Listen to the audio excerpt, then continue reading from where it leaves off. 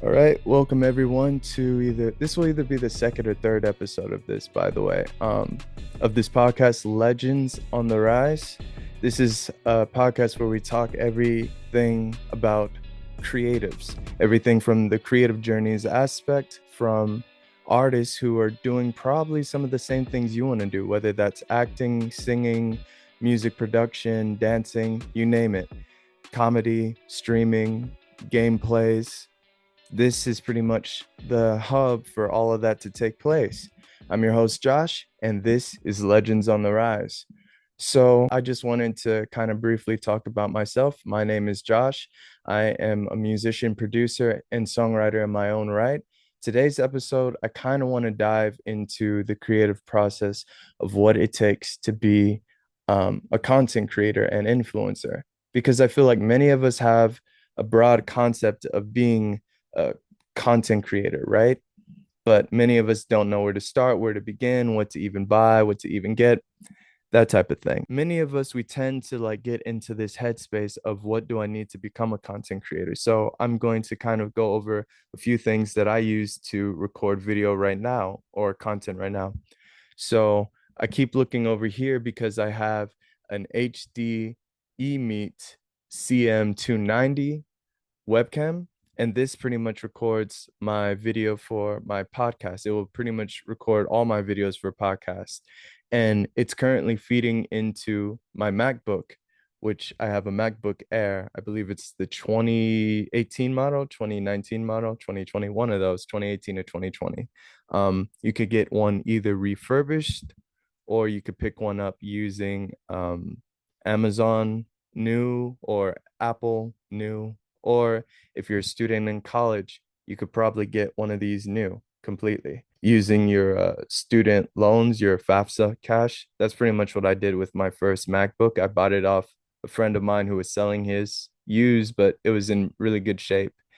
And I bought that off him using some of my FAFSA money. I transferred it to my bank account and then paid him using Zelle or Cash App, one of those. So that's always an option. That's always an alternative you can do. The second thing is the program I'm feeding this to is not just my MacBook. The program on my MacBook, and it's free to use, is Zoom. But you could also use Google Meets as well. I just found that there were more features in Zoom that I preferred. But yeah, you can use Zoom to record or Google Meets to record, or you could use both. It really just depends on your preferences. Personally, I found Zoom to be a bit more simpler for me, a bit more my speed. Um, but you can pretty much use anything you want, anything that's helpful for you as an individual, you as a creator, you as an artist. The second thing I would say is lighting. So currently I have a light above me and I have a light here that's kind of in front of me. This light I got from the TikTok shop, fairly reasonably priced. You could probably find it too, if I'm being honest, for like 15 to 20 bucks. I think I got this from the TikTok shop with one of my recording stands because it was a vlogging kit. It came with a mic if you have a camera. It came with a recording stand to hold that camera or phone, and then it came with a light, which is what I'm using now. And it has three settings on it.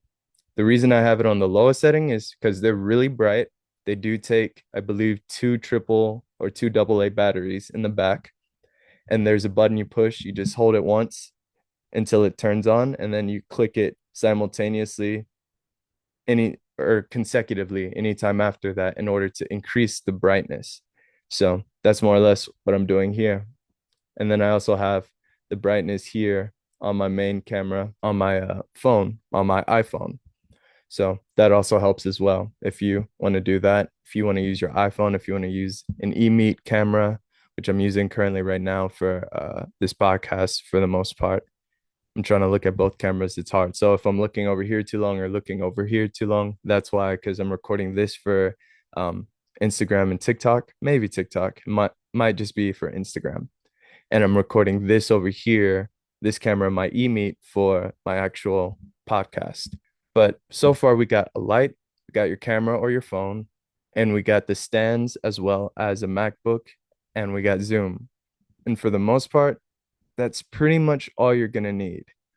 Now, in terms of audio quality, you have quite a few options with this.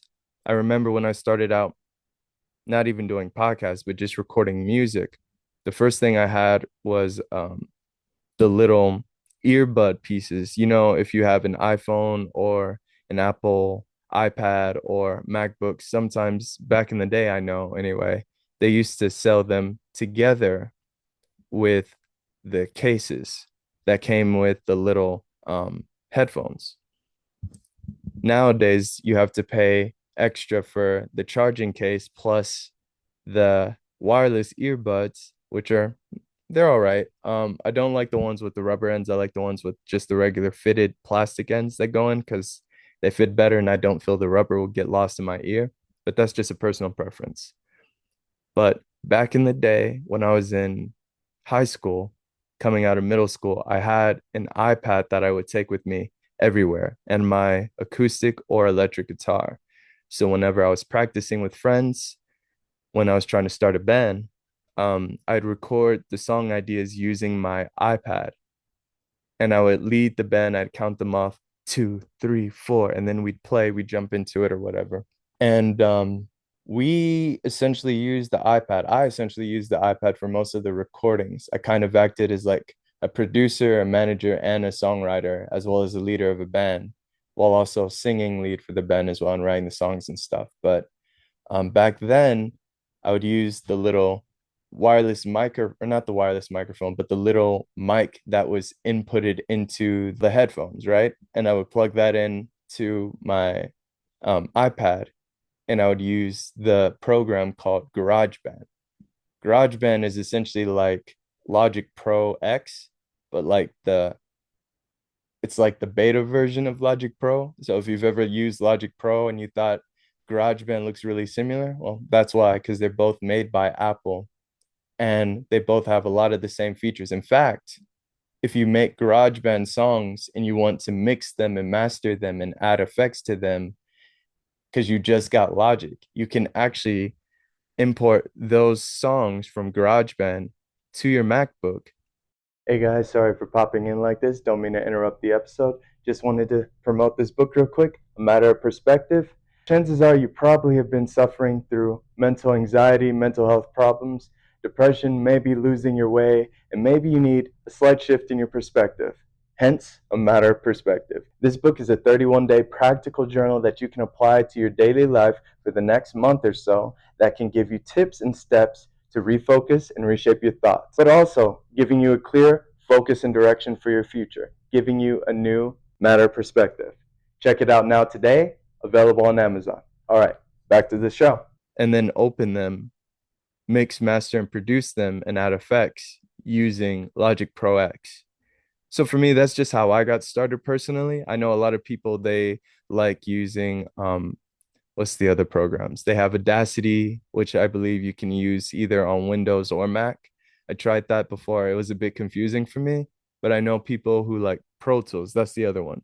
Pro Tools is considered to be like the industry standard for a lot of like recordings and stuff, right? For the music industry, for anything that you make. But when it comes to audio instruments or virtual instruments, my bad, VSTs, which are the instruments you buy and then you could play like the virtual synthesizers and cellos and violins and stuff directly into the program. You could pretty much do that. You could pretty much like use that stuff in Logic and stuff. You can't do that really in Pro Tools. You would have to export it as an audio file and then drag them, and yeah, it gets a bit complicated. But just to start out, again, just to review everything we have so far, you have your MacBook, you have your phone, you have your camera if you're going to use your camera instead of your phone, you have lighting, you have the program you're going to use to record, whether it's a podcast or music. So music, you got Logic and GarageBand, maybe Pro Tools. You also have FL Studio. So a lot of my friends I know at HCC, back when I went to Houston Community College at the time, and even in UCD, because briefly I was at the University of Colorado at Denver for their music summer program back when I was 18, 19 years old, for that summer. And for the 2 to 3 weeks I was there, I remember there were a lot of people who were using FL Studio. And at that time, I didn't have a MacBook still. I wasn't at HCC yet, so I didn't buy the MacBook I had at the time from my friend yet. I was still using my iPad to record. So I was still using GarageBand and I was still using the headphones that had the little mic piece. I was still using the headphones that had the little mic piece at the end. So the trick was because I didn't have a pop filter and I should be using a pop filter with this. I completely forgot it when I did the stream, but it's fine. Um, the pop filter essentially helps when you're talking, so there aren't any sounds that are, taking up too much space with your words and your speech in the mic. It's kind of to keep those from being too overly pronounced. So I kind of try to pronounce them softly when I'm not using the pop filter for that reason. But back at the time, I would take an old sock, one of those mesh socks that you'd use, those fancy dress ones, but the thin ones though. And I would cut the ends off and then I'd wrap it around the mic receiver and on the headphones that came with the iPhone. And essentially that became my pop filter. It kind of acted like a pop filter for me for any of the sibilants, all the words and stuff that I was saying and doing and using. And that kind of helped me with my recordings earlier on.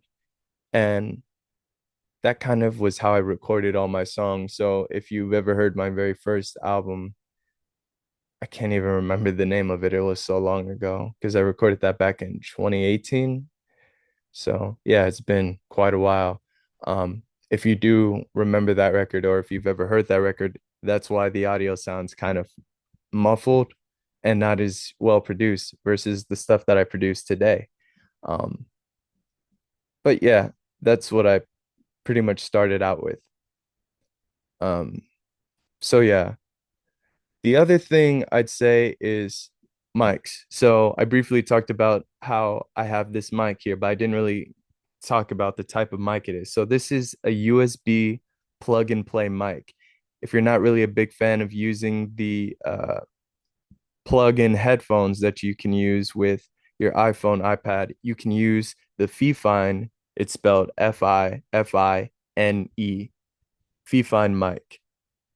And basically this mic allows you to plug directly into your computer, whether that's Apple MacBook or a Windows HP, and you can essentially use the mic's audio. And what's cool about this particular one is it has a little knob where you can adjust the sound. So if I turn this up, I'm probably talking way too loud. But if I turn it down a bit, probably sounds a bit more stable, right? So this mic essentially replaces the mic's audio directly in the computer. Here on my phone, you probably won't notice much of a difference because I don't have it plugged into the phone. Although I might go back in this video later and put the audio from the computer over the audio on my phone. I might not though, because I might just upload the phone's audio as clips on Instagram. But regardless, no matter what you're doing for content creation, a plug-in mic would probably be the best route, especially if you're upgrading from a mic like your iPhone mic. If you're like me and you started off using your iPad, your iPhone to record your songs, your videos and stuff, and you just use the little mic that had the little adapter piece, or not the adapter piece, but the receiving end. Well, that's probably better if you just use the mic that picks up the audio like this through the Fifine mic, the Fifine, the Fifine, whatever you want to call it. Fifine. That's the name of the mic. And it's about $30 on Amazon. I think at the time I got it, it was like 25. They raised it by like $5. But still, when comparing it to majority of the mics out and about on the market right now, especially the high-end mics that you have to use an XLR cable for, which are those circular ones that have the little three prongs inside, and you have to use the audio processing. Can't remember what it's called to save my life, but basically it's the thing that allows you to record in a DAW or a digital audio workstation, a DAW, whether that's Logic, Pro Tools, FL Studio, or whatever you're using. Um, this would probably be the best alternative for recording your music using a Fi-Fine mic, an Fine mic. And I'll probably leave a link to that when I upload this as a video on YouTube because I plan to upload the videos on Wednesday and the audios on Monday. So yeah. But yeah, you can use this as like a plug and play mic. And that's what I find the most interesting about these mics is it doesn't take too much to, get started, get ready and like straight up record, straight up, jump into it. You just plug and then you choose the mic it is and you're good to go. And it's pretty much the same thing with this eMeet camera in front of me over here. Um, Pretty much you choose the video you want to use, you click the camera, the eMeet, um, the eMeet HD CM290 camera, and you're good to go. And the computer will show you the camera that you're using, and you can move it around to see and adjust yourself in frame.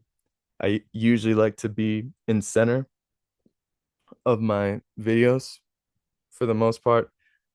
It kind of looks like I'm slightly off in the main one over here. And that's partially because I have the background blurred out because it's kind of a mess. I don't really care too much on video because I have it in a landscape mode, but for future references, if you're more into the if you're more into like having everything dead center, that's fine, right? Um, I would say this as well.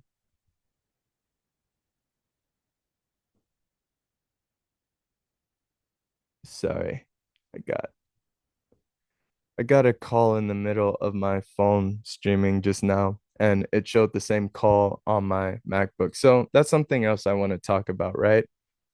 Most of the time when you're recording video, um, most of the time when you're recording video, you want to have your MacBook and your phone or whatever you're using that's connected to any of your calls or messages and stuff.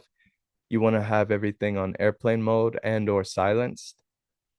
You want to let everybody who messages you, calls you, texts you, sends you messages. Hey, I'm busy right now. I'll be busy from this time to this time. Something I sometimes forget, but if you're going to do this as a content creator and you're going to pretty much be isolating yourself talking for minutes upon minutes on end, that's probably the biggest tip I'd give is to turn everything on airplane mode. Because if it's not, and you got your Wi-Fi on, you got your cellular on, you got your messages easily accessible, your calls easily accessible. This is why I don't really care for text messages and phone calls, and why I generally will have everything on mute because most of the time I'm working on ideas or content, and I can't do that when I'm getting phone calls from everybody. So if you're going to become a content creator, you're going to need to do that in order to keep the stream consistently being recorded without any issues. Because, yeah, a lot of the time you're going to get calls from people and it'll cut your stream or your call short. I quite literally had to start over this video on my phone just now because of that, trying to end the call because clicking the end call button took me out of the stream to do that or out of the recording to do that. So that's something else to keep in mind, right? Is a lot of the time you're going to get calls and they can interrupt your stream. They can slow it down, they can stop it. So, yeah, don't want to talk about that too long, but something to keep in mind for the future. All right. And the other thing is, um, I'd say that's pretty much it. You have affiliate marketing and stuff, right? Where you can essentially have an affiliate link and you can set it up. I know you can do this on the TikTok shop, and I know there's a way to do it with Amazon. I'm not too tech savvy in that, but that is something else I'm working on. Um, but yeah, these are a few of the things I would definitely look into as a content creator if you're going to do this full time is your camera, your light, your audio, um, your mic, um, the type of software you're using, and making sure that your calls are pretty much muted for this very reason. The last thing I'll say is when you're using Zoom, there's a feature in there that will allow you to add closed captions. So pretty much every word you're saying, you can have it recorded for you. And when the stream is done, not only does it capture the video and audio, which is why I'm going to do video uploads on Wednesday and audio uploads on Mondays, but it also allows you to record all your text, transcribe all of your text for you as you are speaking. And it's not perfect. I admit I'm looking at some of the text now, and some of the text isn't the best. But for the most part, it does get the job done. It does record what you are saying, and it does transcribe all of your words as you're speaking them, which I think is a pretty cool feature, that it can literally pick up what you're saying and to the best of its ability, which is like 80% successful, 20% you need to kind of edit it a bit, but it's not bad. It does its job pretty well. I'm looking at it right now, and it's even typing all the stuff I'm saying out. Like, it's ridiculous. It's pretty cool. It's really ridiculous how cool it is, but in a good way though. It's getting all the audio that I'm saying and transcribing it into actual words, but without delaying on that, because I could talk about this all day. This is some of the nerd stuff that goes into content creation. This is some of the nerd stuff, the do's and the know-hows of recording audio and video. But yeah, with that being said, thanks for tuning into my channel. I'm your host, Josh, and thank you for tuning in to either the second or third episode of Legends on the Rise pod. I haven't decided if I'm going to upload this video first and foremost, or if I'm going to upload it after our first guest. But regardless, I do hope you enjoy this episode of Legends on the Rise, and I will see you next time. Remember, stay legit, take care, and above all else, if you have a dream, just go for it. All right, later.